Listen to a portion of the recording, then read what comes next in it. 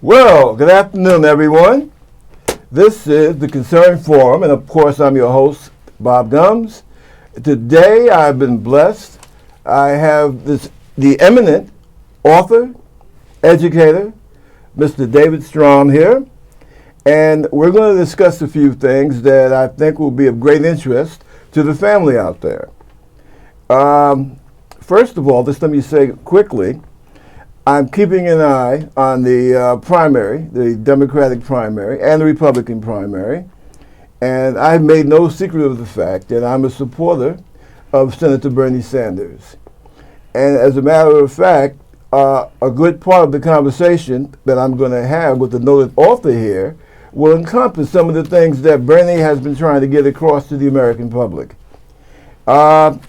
So let me go ahead and just dive right into it because we have a lot of ground to cover today. Well, tell me, David, let's talk about education and how you feel about it, what we're doing in this country to educate all of our kids, all of our people, let me say, because we all need education, young or old. I want to get your feeling on it first. My feeling is this. I feel that what we call education, for much of what happens in the United States, is not education. It's training. There's a difference between education and training. Training to maintain the status quo. Training people to go along and get along with things as they are. Education means, to me, a degree of empowerment. And why would those people who want to dominate you want to empower you? So we call it education, but for the most part, for a lot of people, and for a lot of children and adults, it is training. The point has gotten to the point of a situation where we have neoliberal policies going through. And that means that those in power want to turn everything from public into private. Okay. That's what the charter school movement is about. They try to call themselves public schools, but they're not. They are privately run, and the goal is to replace them with schools that are run not as public schools, but private entities using public money.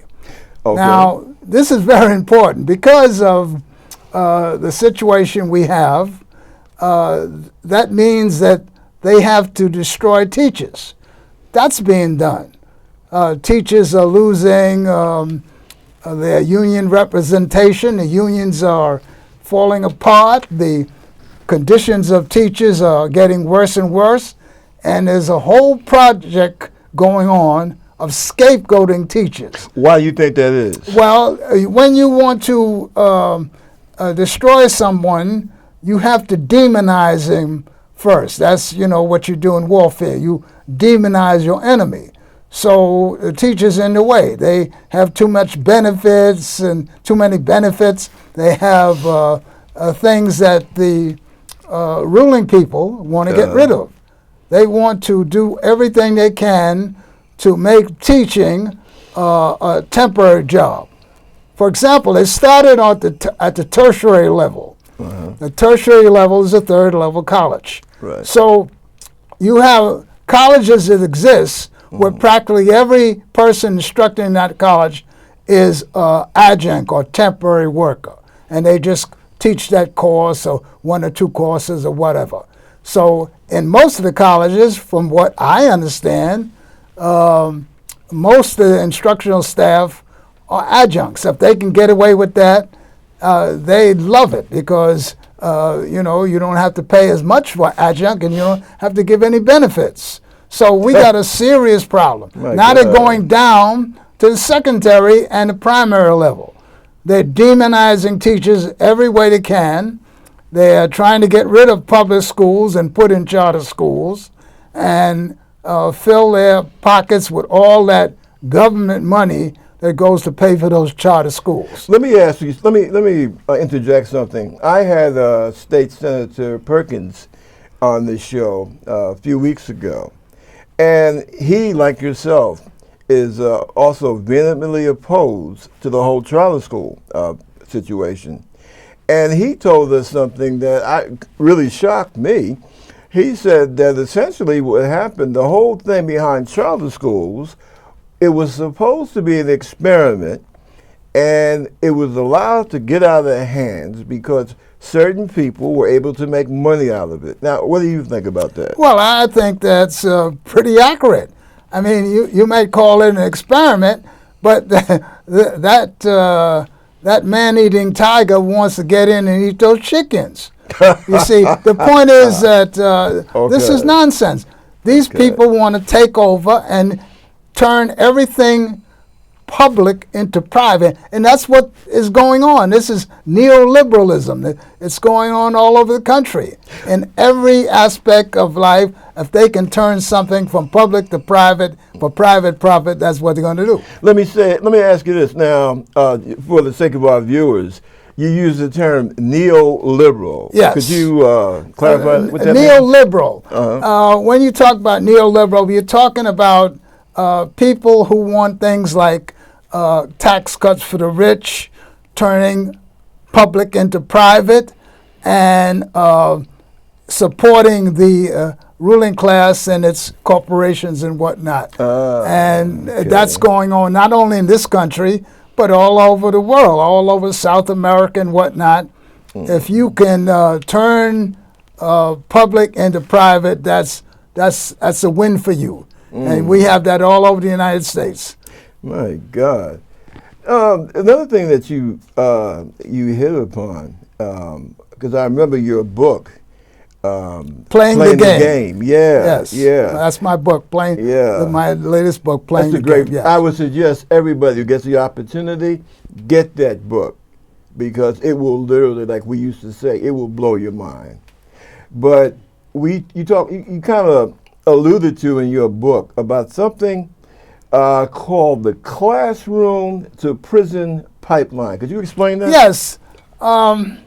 You remember during the chattel slavery period, it was against the law to educate those African children, right. African American children. And things haven't changed that much since 1619 in Jamestown. Why do you think those who rule are really interested in these children of color and doing what is best for them? They are not interested in that. They are interested in doing whatever's good for them. With the situation in the schools, you have children who are not doing so well academically in some of these schools. But the reality is, people must realize that any time you have a situation where you have poor children with numerous economic problems, like their parents don't have jobs, they're homeless, they have health problems, diabetes and obesity is epidemic in some of these communities. They have all kinds of problems in their community where they are subject to gang violence and safety issues. And these things impact on how children do in school. So with all this stuff that you hear on these commercial radio stations and television stations about bad teachers and bad schools, that is total nonsense. It's not a question of bad teachers and bad schools.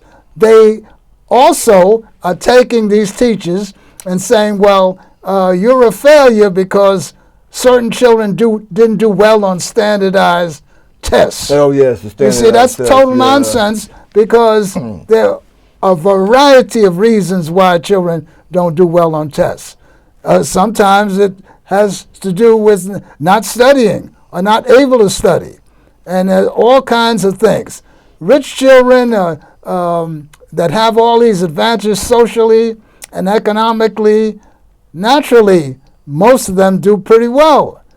Even though I'm not saying that poor children can't do well, but the point is, blaming a teacher is not the way to go. It would seem, just like well, we might talk about this a little later, but the tragic situation in Flint, Michigan, with the lead in the water, this seems to be not just a thing with low-income black children, but also low-income white people as well. Well, yeah, this is true. The point is that that situation in Flint, Michigan, the powers that be, they don't care anything about those people in Flint, Michigan. I mean, poisoning people with bad water, is to me a crime against humanity. I mean, I believe that people should be arrested to do things like that. Hang on 1 second. Let's clarify something. We're not saying here at the Concerned Forum that the powers that be, the governor, his non-elected appointed officials, we're not accusing those people of literally trying to poison a whole group of people. But what we're saying is that their neglect and their over-concern about trying to show a profit, because this is an example of what David was referring to with this whole thing of privatization. And their rush to privatize and the way that they went about doing it was done in such a careless manner that it resulted in thousands upon thousands of low-income men, women, and children winding up poisoned. So whether or not they actually sat down and said, yeah, we're going to poison everybody in Flint, Michigan, it might not have been done purposely, but the fact is that it happened. And some people need to be held accountable. I'm sorry, Dave, you go right ahead. Yes, the point is that if you really don't have an interest in certain people, and you can't, in some cases, exploit them, like during slavery time, chattel slavery time, in this country, slaves had value for the work they produce. Right. They had two policies. One policy was to give the slave a little better treatment and work him longer. In certain parts of the world, the policy is to work him to death and get another person. So this is what's going on. If you don't care about certain people, you have a policy of genocide or ethnic cleansing and genocide. So the point is, an oppressor either wants to use you, exploit you, or get rid of you. I mean, if someone is in charge and under this system, if you are not valued from them anymore, so that's where the school to prison pipeline comes in. Okay. So you don't need some of these people, you don't need them to pick cotton, so let's make a business out of sending them to jail. And I think it's important. I want to get this point in because people don't understand that it costs approximately $58 a day to keep someone in Rikers Island jail here in New York City. They have no problem with paying that.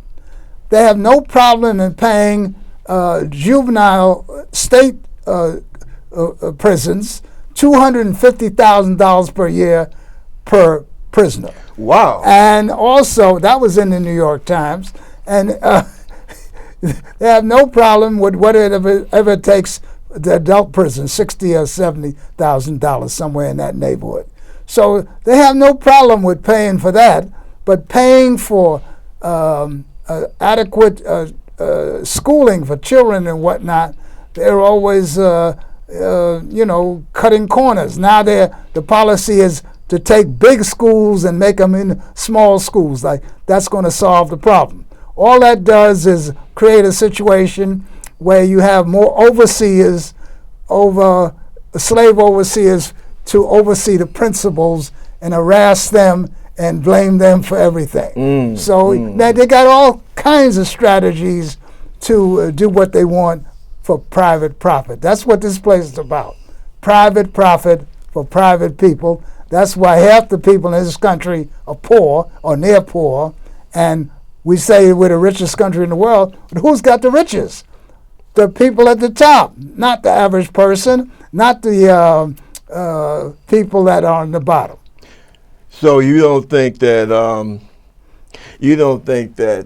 say Hillary Clinton, who claims, this is one of her big selling points, that she was very involved in terms of the education of children, her making speeches on Wall Street and getting paid $600,000. You don't think that her heart's in the right place? Well, what would you say about that? I would say that, if you fall for all that election talk, you're wasting your time. You think somebody like the Clintons or the Trumps or whatnot are really interested in poor people and doing the right thing to benefit people? Their interest is getting that money from the financial institutions, the banks, and the ruling class, because those are the people that decide who's going to be president. Excuse me. So you're saying that this thing has a couple of dimensions. Many of us have been so used to thinking in terms of, well, it's just black against white. But listening to you, I get the distinct impression that you feel that it's a multi-layered problem. It involves not just race, but also class. Yes, it does. And you see, if we're living here in this country, we go to these schools, you're not going to get everything out of school. You have to do some studying on your own. And you have to do an analysis of the system that you live in. This is essentially a corporate capitalist system. Right. You have to analyze what's going on. Uh-huh. And at the top, you have the oligarchy, the riches of the rich. Right. They're at the top of the pyramid. And then you have the plutocrats under those, rich and powerful people. Right. And they decide. They decide who's going to be supported to keep the system in force. That's nationally and also the empire internationally. Right. So they're not going to support anyone that is for radical change to serve the people. The point is that we talk about liberty and justice for all. That's not true. This is a matter of the very rich controlling Democrat and Republican Party. Okay, let me ask you this. And believe me, I hear exactly what you're saying, and I don't ask you this to put you on the spot. But granted, what you say is true. However, the thing that confuses me, and it confuses other people as well, who study these type of issues, if things are the way like you say they are, then why is it that the biggest obstacle for comprehensive change you'll find among working class people? And I'm not trying to label, but looking at you mentioned them, Trump,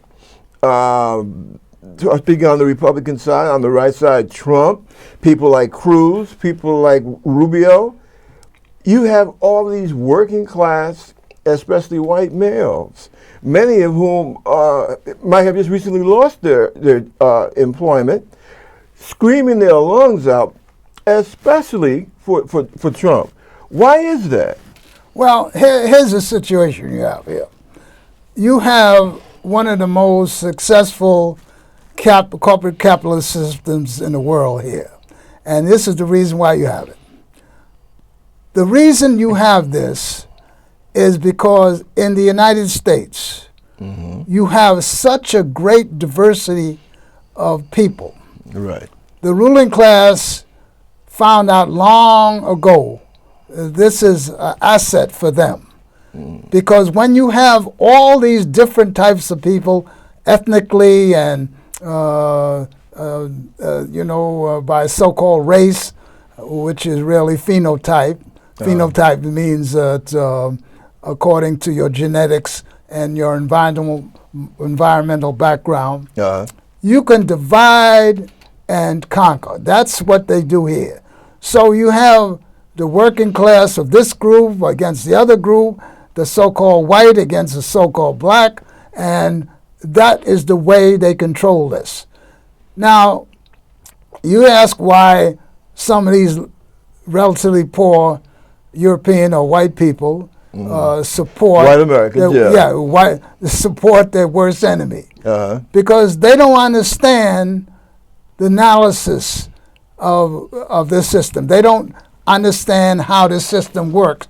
So it's very easy for them to be manipulated by those who rule to see, let's say, black people as their enemy. Right.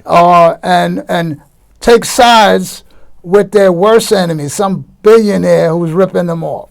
They don't understand the system they're in. So that's the reason this system is so successful, because of the diversity here and the ability of the rulers to play people in many different ways against each other. Whereas in Europe, they can't do the same thing. In the Scandinavian countries, I know we've all been there, and Norway and Sweden and so forth. The Netherlands, up until recently, you didn't have that type of diversity, and they put those capitalists in check. So they have a good social system. They have a good happiness index for their people. Right. And economic system is good for their people. But over here in this country, because of that great diversity we have, the rulers here can get away with murder where they can't do it in Norway or maybe France or maybe Denmark or Netherlands or something like that. So that's the problem. Yes.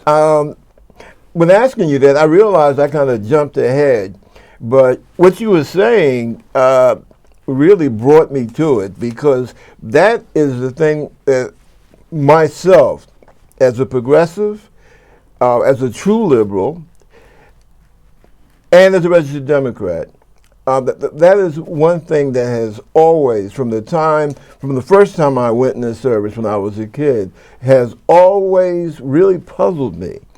Why people, in many cases, physically less well off than I am, basically cheering for people that want to do the worst damage to low-income people.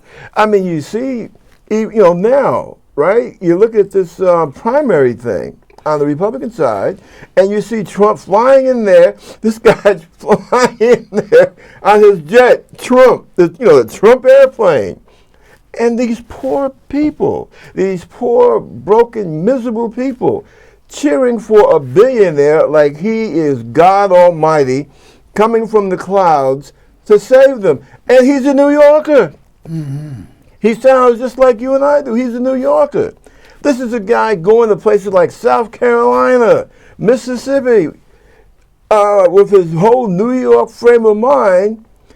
And these poor, broken down people, I don't know. I mean, I'm scared to keep looking, because they're going to get on their knees and offer up burnt offerings to this clown. Well, I'm not a psychologist, but the point is, we need to study this a little more. But I believe that a lot of this has to do with their devotion to their so-called betters, those very rich people. Okay. So even though they're poor, they have nothing, they have such a great admiration for people like Trump and whoever's in that category, that it seems like all right for them to do that. Plus, they're full of the contention between them and black folks, they don't like black folks and whatnot. That's what happened after the Johnson administration when they jumped from the Democrats to the Republicans. So, you know, so you can easily manipulate them around race and ethnicity and all kinds of side issues, while the ruling class is ripping them off of everything, taking their jobs away. At least 58,000 factories have closed. They've lost their jobs. They have no middle class jobs, and these jobs are being offshored and whatnot, and people are concentrating on nonsense. Oh my God! Here goes another. Here goes right in line with what you're talking about. You have a situation where, and I'm just putting his name out there, Bernie Sanders says that all public institutions of learning should be free of charge. Hillary says that's being too pie in the sky. Look at the thing of, the situation we got with the college loans. People in their 60s are losing their homes because they owe on a college loan. Or their Social Security. Yeah, they're attacking people's Social Security. What in the... And yet, the guy that's saying we need to end this nonsense, he's being pillared, and even a person that's supposed to be a progressive Democrat is accusing this guy of being too idealistic. No, that's not ideal. That's that means that you need to look at who is on the contribution list of the candidate is saying that. The financial institutions, the banks and whatnot, and they put this idea of you can't discharge a college loan, and that's a gift to them. That's a tremendous gift to the wealthy that control the banks and financial institutions, and that was given to them, and it's a terrible thing. And if they wanted to do it, they could do it. There's so many things that are given to the rich. If you make it simple, the rich are on the corporations on welfare, and the poor people got to carry the weight. Poor people are carrying all kinds of weight. They're doing everything they can. Things like fees and fines. Just remember what happened in Ferguson. They had all these fees and fines. They're having things like putting in gambling casinos. Well, they love gambling casinos because you get poor people to go out there and throw away their money. And they can collect some of that money in taxes. All the things that are done to benefit the rich are being done. Well, wait a minute, hold on a second. David, wait a minute. In America, we don't like socialism, right? Well, you got socialism. You got socialism for the ruling class. You can go on your computer. Those of you who are familiar with the computer, and you find out by state. There's a site called Good Jobs First, and they'll tell you every state what subsidies, what benefits are being given by that state government to corporations. In other words, to maybe tax avoidance, maybe infrastructure development, maybe some other things that benefit the corporation. These so-called quote-unquote capitalist corporations, they're getting welfare from your tax money. And poor people are supposed to pick up the weight or take away any little social benefits that are in force now. So that's the way it goes. It's a matter of priorities. They love war. Look at all the stuff that's sold during war. So the ruling class is happy when there's war. They don't have to fight the war. They get poor people and a few middle class people go fight the war for them and get hurt and killed and whatnot. Well, now as you bring that up, we're getting into the area which I wanted to touch base with you on, public policy. And let me ask you this. What do you feel about the whole situation, which most of us had thought had been done with, taken care of, but now we're talking about the difficulty in many parts of the country for people that have ballot access. Well, you see, those who ruled, when this country started, very few people voted. It was rich, quote-unquote, white men who had property. That is, stolen property they stole from the indigenous people. Right. Women didn't vote. Slaves didn't vote. Right. Indigenous people didn't vote. And poor little white men didn't vote. Right. You see, so that's what you had. And this is what they want to do continually. So you have a thing called gerrymandering. The legislators in the states will finagle the districts so they can favor one party over the other. Like states like Pennsylvania, most of the people I understand are registered Democrats, but yet in the Congress, most of the congressmen are Republican.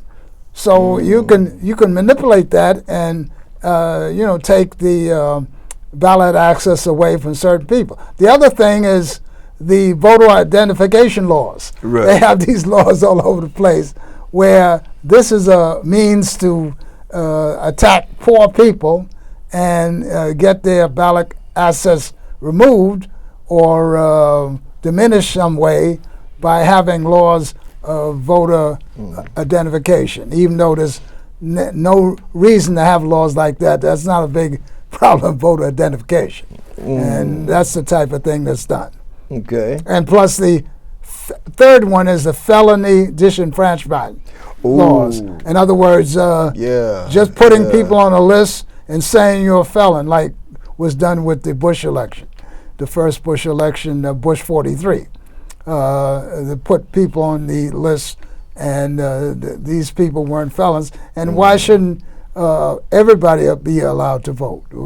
Everybody in the country should be allowed to vote. Every citizen should be allowed to vote. They don't want it that way. So you would disagree? A lady, I was looking at a show not too long ago, and she was upset because somebody running for public office, this was in Florida, said the same thing you just said, that ex-felons, once you pay good debt to society, you're still a citizen, and you should have the right to vote. And this lady, she was a Caucasian, but I'm quite sure you probably have, especially older black folks that might even have the same frame of mind. She said, "Well, if that happens, then all the criminals, they'll get together and they'll vote and elect a criminal congressman or a criminal governor." Well, you have that already. You have that already. Those Congress, 435 in the House, 100 in the Senate, they are vassals for the ruling class. Okay. You know what? I think one of the wonderful thing that should be done, every time one of those people speaks, a congressman or any kind of legislative person, there ought to be mandatory. Yeah. There should be a sign right next to him saying exactly how much money he got from everywhere, where he got money. Oh, that's in other words, if you got money from Chase Bank or Goldman Sachs or whatnot, while you're speaking, there'll be a sign, and the lettering would be according to the amount of money you got. If you got a big amount from Goldman Sachs, then that would be a big sign, Goldman Sachs, so-and-so millions of dollars. No one should be allowed to speak unless you know exactly where they got the money. These people are a bunch of crooks. That's damn They do not outstanding. represent the interests of the people who live in this country. They represent the interests of the corporations and at the top, the oligarchs. They give the orders. I don't. I'm sorry. I get together with you, and the things that you say are so interesting. I stray off the damn subject to a point, but the hell with it. Let me ask you this: What do you feel? I gotta ask you this, because he also featured prominently in the whole debate about charter schools here in New York. What do you feel about the possibility of the former Mayor Bloomberg coming in as possibly a third party or another Republican? What do you think about that? Well, I haven't given that much thought. So, I really have really no interest in that. I mean, it's I know that for the most part, the people in politics, regardless of what color they are, and then even now when you have black people and people of color in high places, things have not changed. Most of those people in high places, most of the people that look like me or you and whatnot, they're in check. They're in check. They didn't get to those positions by representing just the interests of people who look like them. They couldn't get there unless they had the clearance or go ahead from those people at top. People have to realize that. These are people that are put in charge to do a certain thing, but they're not always representing your interest. If they see you representing the real interests of the people, they're going to find some way to get rid of you. People like Cynthia McKinney in Georgia, when they saw that she didn't go along with the program, they got rid of her. Or anybody else that doesn't go along with the program in effect. So, essentially, and you notice I always keep coming back to this, that it's not, this is not saying, I'm trying to put this in such a way, and it's not because because I'm trying to be politically correct. I don't even believe in that term. But the idea that, for example, here in New York, here in Harlem, now we have had a black congressman since during World War II. When did Charlie leave us? Adam leave us. Adam Clayton Powell leave us about 71, 72. Somewhere around there. Yeah, so we've had one black congressman be taken away from us, and he was replaced by another black congressman, Charles Rangel, who, as veterans, both yourself, me, we tip our hats to him for his service during the Korean War. But in terms of his congressional legacy, because I understand that at the end of this term, this is his last go-around, what would you say the legacy for the last 30 years of black representation here in New York, particularly Harlem? And as anybody can probably tell by my conversation, I'm a Harlem boy, born and raised. I know you're from Brooklyn, no offense. Yes, but I grew up in Harlem. Okay, my early life is checkmate. What do you, how do you see the political progress of poor people, low-income people, working class people, as I like to say, and people of color? I think. What's the scorecard? I think that we're going backwards. Why? The economic and social conditions of most people of color, they're not getting that much better. I mean, see, this is like warfare. When I studied military science, you have to understand your enemy, the nature of your enemy. And most people don't have a clear understanding of it. And we're going backwards, and the enemy is winning. This is war. The enemy is winning. This is a class warfare. You have the oligarchs and the plutocrats against the rest of the people. That's us. And they're winning. They're winning in terms of economics and all the factors that impact upon the people in terms of economy, in terms of jobs, in terms of housing, in terms of just about everything. So we're on the defensive. They're taking away all the social programs chip by chip. That's how they do it. In other words, they chip away a little, chip away a little more, and chip away some more. In other words, next time you look around, it's all gone. So Well, that's what they are doing. okay, now So we're losing. This Right. Class warfare. That's what it is. Okay, now I'm going to do my job right now, and I'm going to play devil's advocate here. Well, David, you paint a pretty rough, gloomy picture there. Well, But I don't mince words. Hark! Hark! As they say in Shakespeare. Hark! We have a black president! Look, he could never have gotten to be Uh-huh. president of the United States Yeah. unless he had the approval of those people at the top. It's all right that he went around and had those people hooping and hollering and saying, open change, you know. Uh-huh. But when he was in the boardroom with the people in the financial institutions, with the banks, the insurance companies, or whatever, I think he had a different story. I wasn't there. I don't know. I don't know if they even take minutes of those things. And I wouldn't have access to them anyway.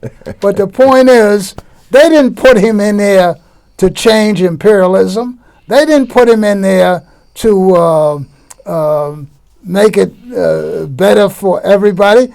It's a matter of doing what's good for business, as they say.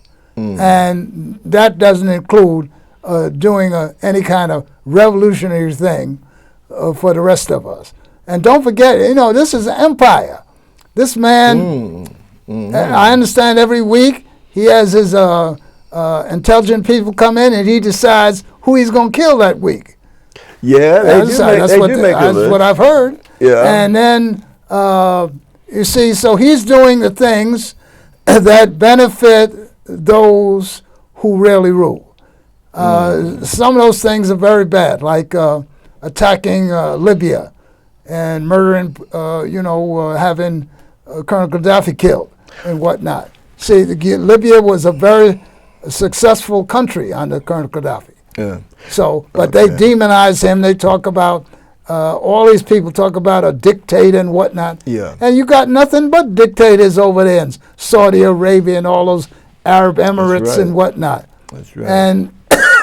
And they demonize Colonel Gaddafi when Colonel Gaddafi's country had the highest standard of living of any country in Africa. And yet they got rid of him and called him a dictator. Well, You see, so people have to understand it. They don't know. As long as your attention is diverted by looking at some of those programs on television, by reading nonsense about celebrities and whatnot. and who's married, who's sneaking around on or watching sports. Yeah. I used to like football and whatnot at one time, but now I don't bother with that at all. I don't have time for that foolishness. Yeah. With people going around being injured playing football, thousands of people injured every year playing football. To bring that, and to mention that, and making some billionaire rich who owns a football team. I understand. That movie with that Will Smith made is a very, very excellent movie on that subject. Yes, I understand. My taste for football has also, and I'm a former jock, and I will tell you, my taste for football has really, really soured since we finally started getting into this whole thing. The terrible injuries that fantastic happen to injuries. these men. And, for guys, they make so much money, supposedly, and they want, some of those guys wind up having to be spoon-fed. Yeah, well, because of brain damage, I know there's research on this. I've read about it. They make money, but some of these guys have no literacy when it comes how to keep their money. And in 3-4 years, they don't have anything. So, hey, let me ask you something, because, we're talking about this American society that we live in. I was looking at Bill Maher Friday night, and do you know that it really freaked me out? This is not something from some supermarket tabloid. yes. But apparently, it was in the New York Times, as a matter of fact, and Bill had the doctor on his show. Let me try and sum it up, he has essentially came out with a cure for AIDS and for cancer somewhat. Because, Wild Man, Charlie Sheen, a while back, said that, yeah, I got HIV. And he was starting to look like crap. And he went, I think it was down in Mexico, because it wasn't being allowed in the United States. And this doctor got a hold to him, and he looks quite well now. And here goes the punchline. This, in the Times, I'm trying to remember exactly how it went, to the effect that this guy won a lawsuit because one of these big hospital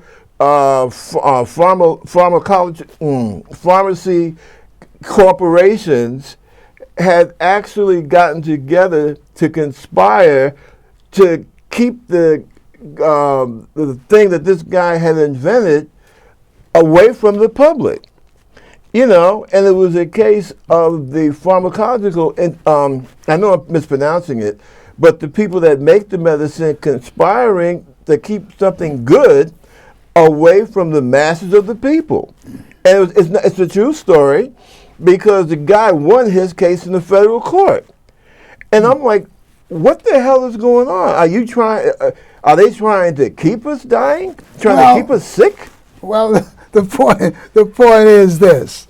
In the medical profession, they make money when you're sick or dying and whatnot.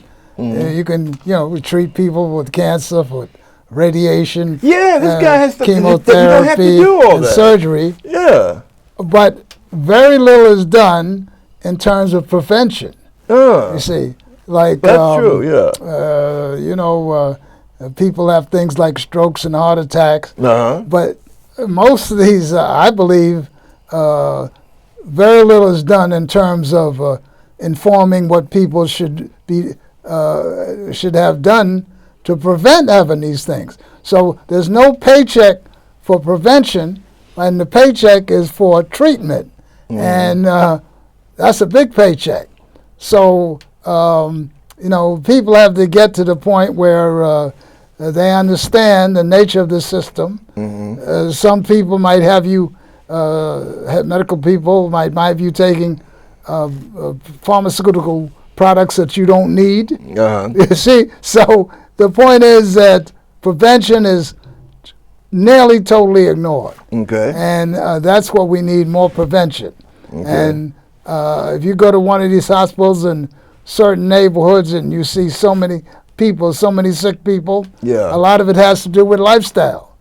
True. And the lifestyles of some of these people is so bad, and so they go there and get some more pills from the doctor and whatnot, and he says nothing about their lifestyle and nothing about prevention at all. That's it. Along the same lines of what our society, or the people who rule our society, what motivates them, I wrote down here when I was thinking about things I wanted to talk to you about today on the show, and also concerns you and me as we're veterans. Yes. This thing about Americans demonizing other countries that they just don't see life the same way that we do. And the next thing you know, this person is on some kind of target list, or this nation is on some kind of target list. I got a question for you.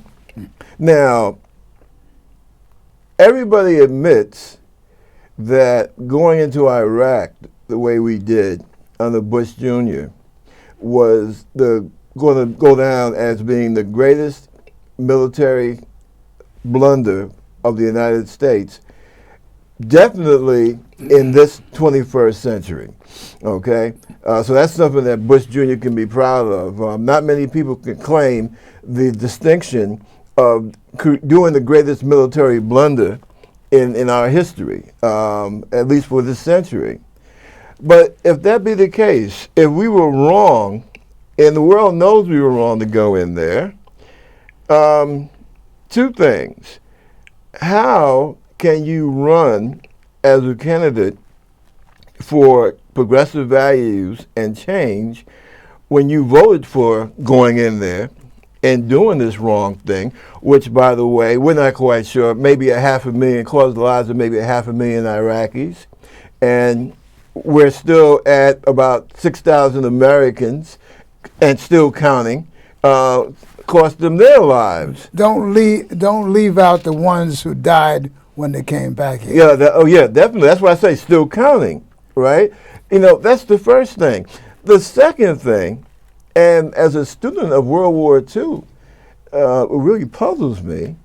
Okay, we went in there under forced premises, number one. Number two, what about all the people that we grabbed and threw into down in the Navy and Marine Corps, we call it Gitmo, Guantanamo Bay in Cuba. In other words, why do we have people locked up from the Iraqi war if we know that the war was wrong? I haven't heard anybody ask this question.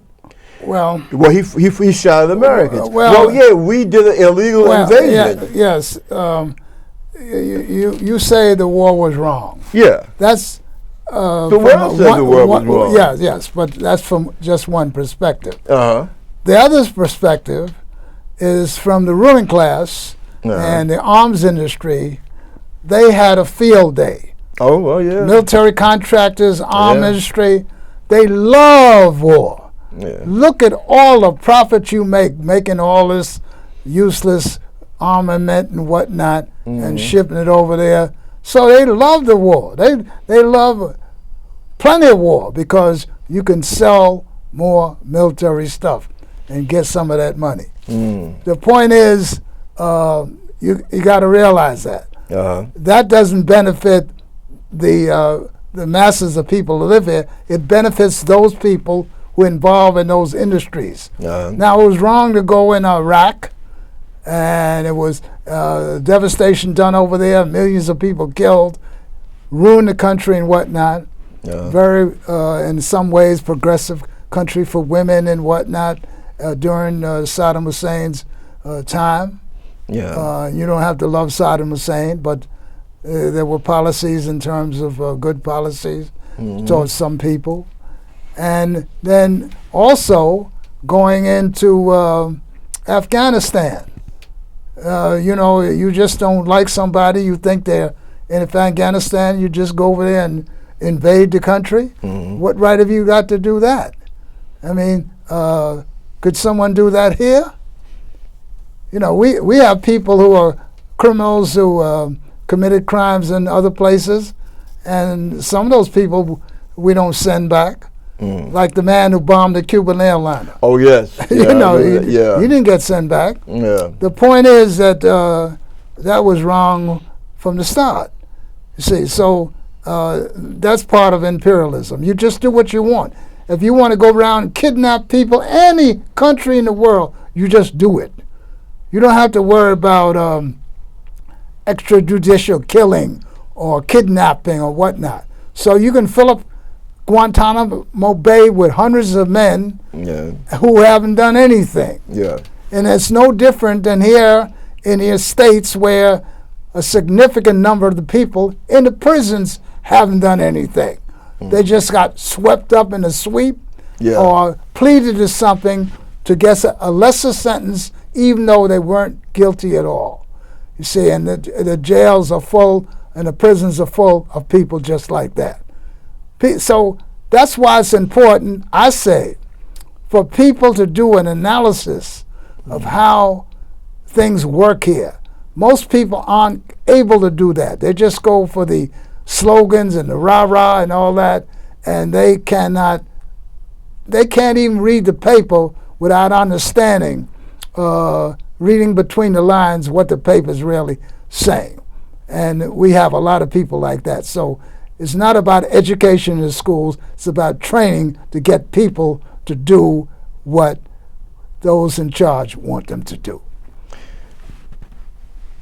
That really, what you said, that really rocks me.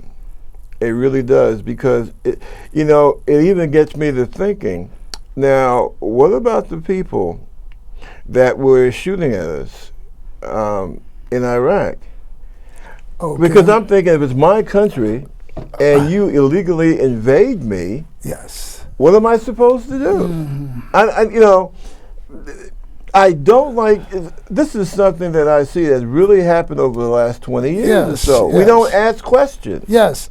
One of the biggest questions that people should be asking, one of the biggest questions, when the World Trade Center was taken down, as I remember, someone asked Bush, why did these people take this place down? And he said, oh, they don't like our freedoms. That's what he said. All right, as I remember. Yeah. Now, as far as I know, if you're in the police force and you have a crime, you try to find out what the motive or the cause of that crime happening was. Well, nobody talks about that. You never hear any kind of program where people say, well, wait a minute, why are these people doing these terrorist acts against, our interests and whatnot?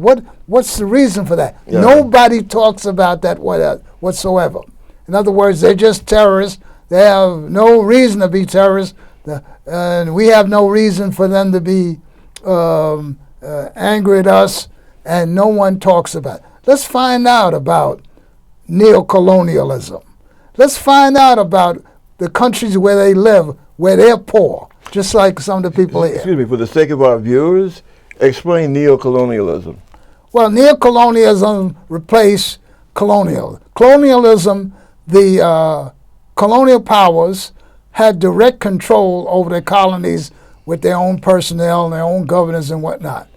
After colonialism was phased out after the Second World War, in came neocolonialism. So you got local people still under the watch to a large degree of the colonial powers to be in charge. So they did the job for you. They let their resources be utilized or stolen or whatever. They let the interests of the colonial power still keep in force in whatever country. People need to read people like John Perkins, Confessions of an Economic Hitman. I'll explain to you those people who want to do that. The point is that colonialism replaced colonialism. And if you don't do what they want you to do, you know what happens. You're toast. You have an accident, you have a coup d'etat, you have a plane crash. Remember in Panama? Trujillo's. Trujillo, it's okay. Lumumba. And Lumumba. So you got to do what they want. So if you don't let them steal your stuff or pay next to nothing with it, look what the situation you have in the Congo, where they're stealing the resources of the Congo through Uganda and Rwanda. They're stealing the resources. They're flying planes in there, taking stuff out, and nothing's done about it. So if you don't let that happen, if you don't let that go, you protest too much, they get rid of you. Or you're a bad guy, and they demonize you and take you out. That's what imperialism is about. That's what the situation is right now. Is that kind of the situation that exists with the United States and Iran? I say this because I remember studying, and also many people don't know, of all the time I spent in the service, I spent several years in the intelligence side of the house with the Defense Intelligence Agency, DIA.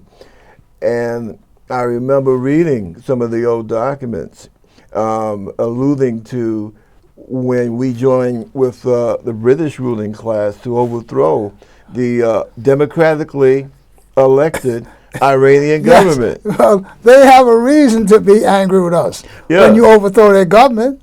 And what was it? I think that was 53.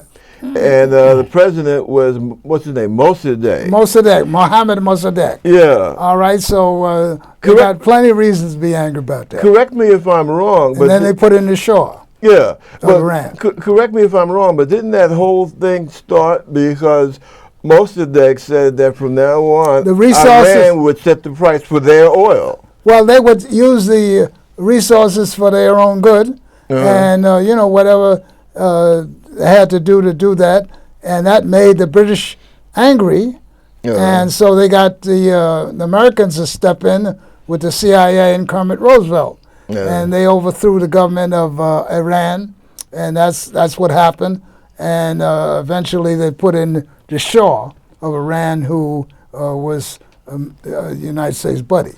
Isn't it a problem that we think we use the term American interest? Is it possible that maybe our interests conflict with the lives of people in those areas? When you say American interest, you're not talking about the interests of you and me. Right. You're talking about the interests of those who rule, the ruling class. Corporations, the people at the very top. Okay. And in this country, we have a big problem. We call ourselves a democracy. Yeah. A democracy means that people rule or their representatives rule. But these people don't rule for us. They rule for those who rule. And if you have the type of corporate capitalism we have here, corporate capitalism and democracy go together like oil and water. It just doesn't work out that way. So that's why you're going to have people like Trump and Hillary Clinton and other people like that, and you think you've got democracy. They do everything they can to keep other parties from running and whatnot. It's one big scam, and people have to understand what's going on in this country. Brother David, I have a confession to make. I think that I've come pretty close, or just a bit over, as I always do when I have you on the show, running over our time. And I'm be the first one to tell you, when I introduce you, I always say, the author, the educator, and I believe that and pilot, and we need to add another title, and that is American philosopher, because the things that you say, people definitely need. They definitely need to think about. And every time you're on, man, it's a definite pleasure. My pleasure. And I apologize for running overtime because you have things to do. I know. And I thank you so much for gracing us with your appearance here Thank today. you so much for inviting me. And this is another episode of the Concerned Forum. And I thank you for listening and looking. Take care. Now, what I'm going to do, because I don't know if we're still filming, but looks like I'm going to check out and see if we can get some of the help here. To sign us off. But let's see. See, that's the problem. Someone's asleep at the switch? Yeah. But that's the problem. I have you on, and it's supposed to be 58 minutes, but you take us to so many places that we need to go, and we forget all of our tech.